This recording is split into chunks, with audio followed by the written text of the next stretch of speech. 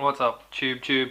Welcome back to La Guido's Chop Shop, the second best Gel Blaster channel on the tubes. And a little while ago, I did a video on my Chinese PVS-14 clone, which was a digital night vision device, and it was okay, but I didn't like the fact that it was a 3x zoom and therefore you couldn't really use it helmet mounted, as it was kind of intended for. PVS-14 is generally helmet mounted, and so while it was good mounted on a blaster for night games, and I thoroughly enjoyed that aspect of it, also just popping cans in the dark, super fun. I don't know what it is about night vision, it's just fun to use. But I needed something new, and I saw this on AliExpress, and so I had to buy it and see what it's like, because I hadn't seen this one before, and this is a new model. It's called NVG10, and by all means, it is not a proper light tube night vision. Much like my PVS-14, it is a digital, infrared digital night vision. So purists beware. You know, it is not proper light tubes. It is essentially there is a digital camera in here and a small display in the background, and then there is an IR illuminator involved. Alright, so let's get this open and have a look. Oh, look at that bag. Get some ASMR in here. Comes with a nice little baggie. Packaging is good. Like when I buy things on Ali, I generally expect them to just come in a bag or something. So it's got a little cut foam and velvet thing, a bag of screws, and another box with looks like a battery charger. Oh, and a battery. That's cool, because I didn't think that it was going to come with a battery. I thought I'd have to provide my own. It is an 18650 battery. So usually, quite often when you ship things from overseas, especially if there's batteries involved, LiPos especially, they don't like shipping them with the item, because I don't know, airlines are scared of LiPos. What do we got here? We have a power adapter, albeit a Chinese/American style plug, so I'll have to get an adapter to Australian for that one, or it's just USB. To be honest, I've got like hundreds of USB plugs that I could use to charge, but it does have a little adapter there, 5 volts, 2 amps. Cleaning cloth. What else have we got? Let's take a look at this charger. This charger looks serious. Charger there. Instructions, again, the USB. Oh, right, yeah, of course. So that plug is for the USB to power the charger. This all makes sense.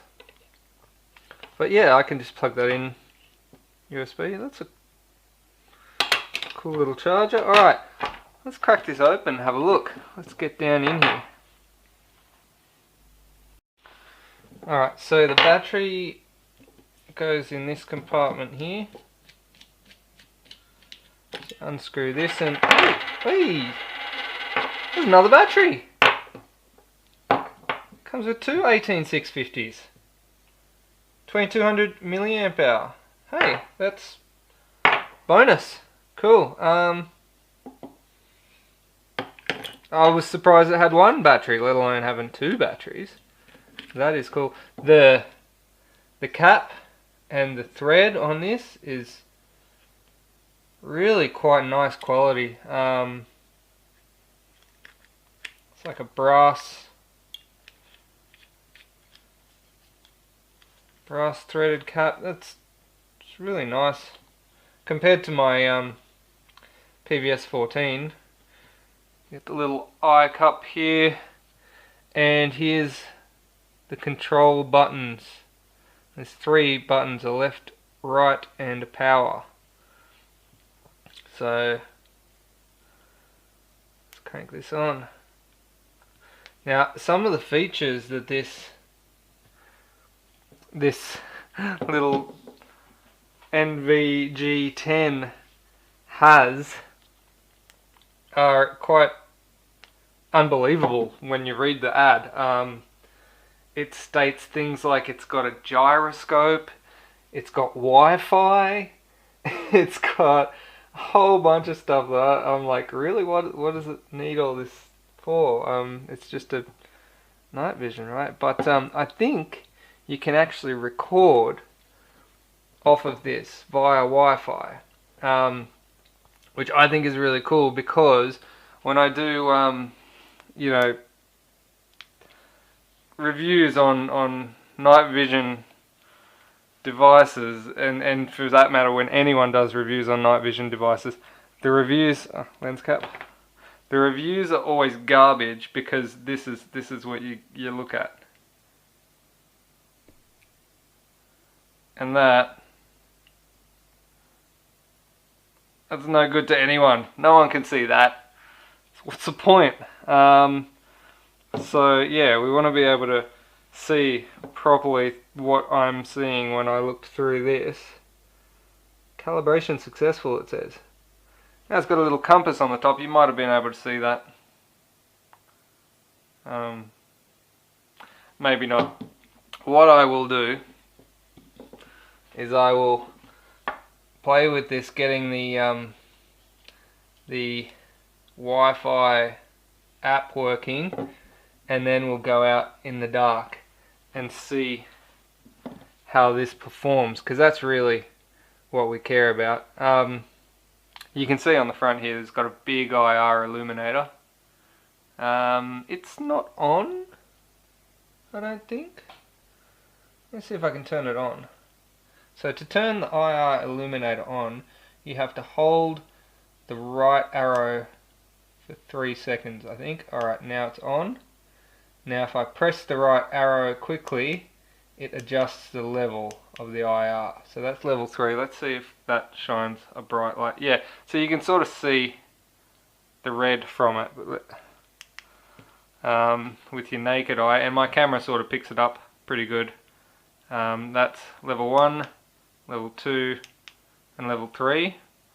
So to the naked eye, you'll see a slight red glow coming from the illuminator, but the actual night vision picks it up like a bright beam. To get into the menu, you hold down the left arrow button for a few seconds and it opens the menu setting. Now the options in the menu setting are Wi-Fi, date and time, auto power off, language, LCD brightness, and default. So I like the fact that it's actually got an LCD brightness as well, because one of the things with my PVS 14 was my clone PVS 14 was when you had it on, the actual screen was really bright. When you're in the middle of the dark and you've got that up against your eye, it really saturates your eye with bright light, and being able to dim the LCD would have been a feature I would have liked, so that's cool. Select the Wi-Fi, the power button, select on, turn it on. Alright, it tells me the SSID and the password to connect to. Please use phone Wi-Fi to connect. Now I've had a little bit of a play with this, and it does have an instruction manual, although the manual doesn't tell you a whole lot about how to use the Wi-Fi. It just tells you how to turn it on and off, but it doesn't really tell you like what app to use or what. It doesn't really tell you much at all, so I've had to sort of play around myself and find an app to be able to basically get the video off of this. And I think even the app that I've found is probably not the ideal app for this, but I think it will hopefully get the job done so you guys can get an idea of what this thing looks like, because I'm quite excited, because one of the things that it does have is one-to-one aspect ratio, no zoom, so what you see through this and what you see with your real eye is exact same size, no magnification, which means you can, although awkwardly sort of with a bit of tunnel vision, you can use it as a helmet mounted night vision device, and that is what I'm going to do now. Let's go outside. Alright, well, I'm out here in the dark. Hopefully you can see how dark it is. There's a moon out. You see the moon up there. But it's generally pretty dark here. There's some lights off in the distance there that you can see. Let's get this NVG out and test it out. Okay, so I'm going to voice over this because the night vision doesn't record audio. So what you're seeing here is a lot of panning shots of me looking up at the moon and then looking back at the road in front of me, because that's what I thought was a good idea at the time. There is an option for a white and a black, and there's an option for green. I tried the white and black here. I didn't really like it as much as the green, so I generally just went back with the green option. Here I'm testing the IR illuminator levels 1 and 2 and 3 and back to 1 again. I find that it's pretty good regardless of what level you have it on. Although you definitely see more detail in the closer object with the IR on level 3.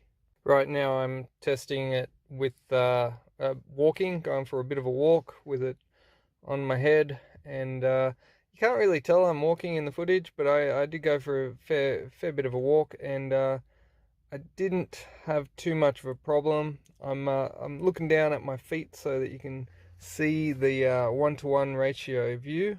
I really am enjoying just looking around, looking at the stars and the moon and seeing how bright they appear under the night vision. I'm not sure that the footage of this actually does it justice. I really am quite impressed with the little device and how well it is working. It does have an up to 6 times digital zoom feature, which I find is kind of pointless really, but I did test it out here just to show the different levels of zoom available if you wanted to use that. Well, I'm pretty impressed with this little unit overall. It's to the point where I'm considering just buying another one so I could try and make like a binocular as opposed to a monocular. But then I thought about it and I thought, I don't really want to spend the extra $420 odd that I spent on this for another one.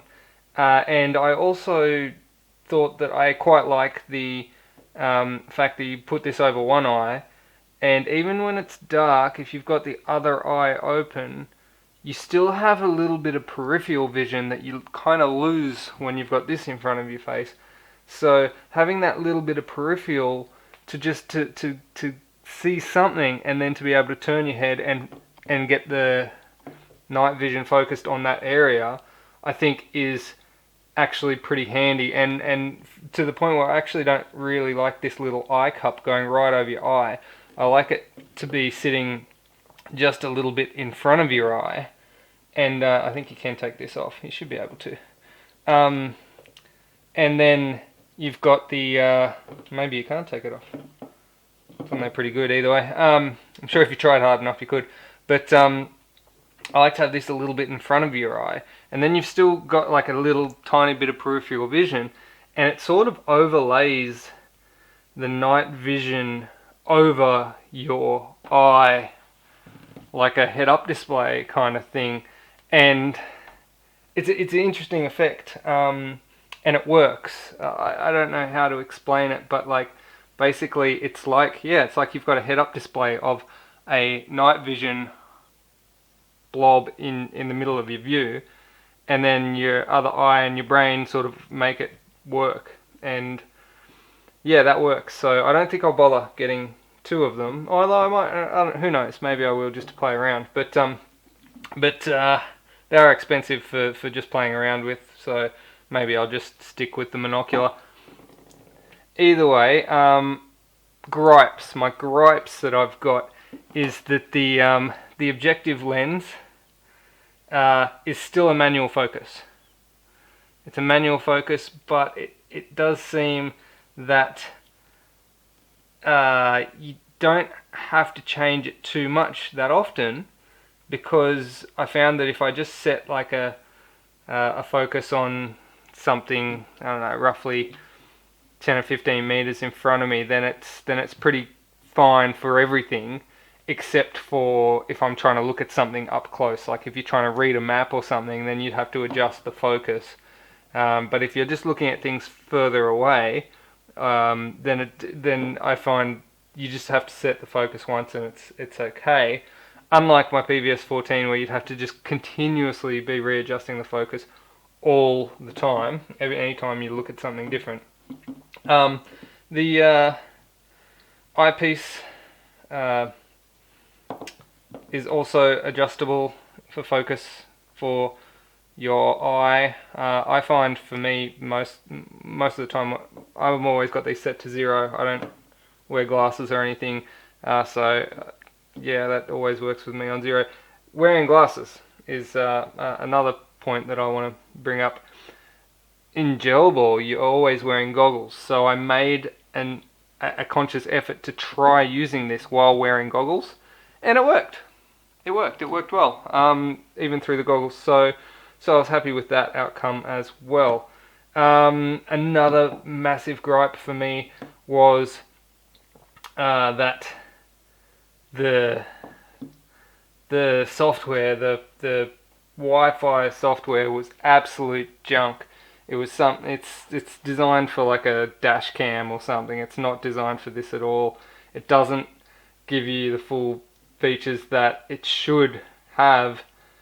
And yeah, it was just junk. It's just some really dodgy dash cam software. I'm sure there's probably better softwares out there that you can get to work for it, because it is just an IP cam. But I kind of played around and I found one other version of software that you could use that was better, but it still wasn't great. And yeah, so that was probably my major gripes. The other thing that kind of make me want to not get two of these, one for each eye, is let's see if I can focus down here. Hold on. Okay, this doesn't really work, just because of the rates of the cameras and whatnot. But you can see there is a head-up display there. Maybe you can, maybe you can't see. There's a head-up display there, which is a compass. I didn't really test the accuracy of that. I'm not sure how accurate that actually is, but it does have a compass down there. And it's also got down here some little things telling you if your Wi-Fi is on or if your IR is on. And then there's date and battery level down there. So I feel that if you had one of these in front of each eye, that head-up display would, I don't know, you'd have two different head-up displays, one in each eye, and they would potentially mess with each other and not, I don't know, I haven't tried it, but I get the feeling that it probably wouldn't be ideal. And there's no option to turn that head-up display off. And another thing I found a bit annoying with the head-up display is when it says IR on and IR off, they don't actually mean that. I found that IR off still had a low level IR on, and when you turn IR on, the first level would be IR off. So it would say IR off and you'd have IR on, and it'd say IR on and you'd have IR off. But once you turn IR on and set it to level 1, 2 or 3, it'd be fine. But when you set it back to IR off, it's still got a slight bit of IR. So in order to turn IR off altogether, you have to turn IR on, which made no sense to me at all, and I'm sure it doesn't make sense after just saying it out loud to anyone. But yes, other than that, they're my gripes. I think other than that, I was pretty impressed with it. I think it's a pretty good little unit. In fact, I'm looking forward to playing around with it a bit more. But it could be a great unit, but it's got a few things letting it down. Yeah. Oh, there is also like a tiny bit of lag as well. So yeah, there's like, it's only like a millisecond or something lag. So if you quickly move your head, there's like a tiny little bit of delay between when you move and when it catches up. So that can mess with you a little bit. But as long as you're not moving, as long as you're not like running around and moving your head, jerking around real quick, it's relatively smooth. There is just a tiny little bit of lag though, so that can be a bit annoying as well. But all things aside, all gripes aside, I think for the price, it's actually a pretty reasonable little unit. And I would definitely recommend it if someone was after a cheap night vision monocular just to muck around with, or just to have some gel games or something. I actually can't wait to go to some night games so I can actually test this out in some night games. Yeah, or even some dark indoor games, I guess, as well. It'd be pretty cool. I just got to work out a way of adapting this mounting plate to like a dye mask or something. Anyway, that's another story.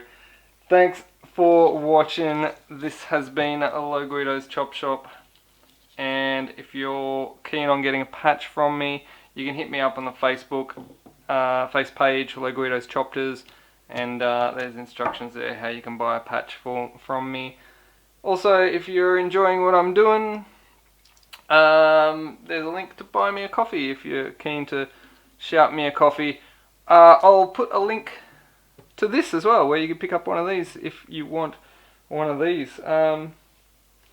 That's it from me. Thanks for watching. Peace.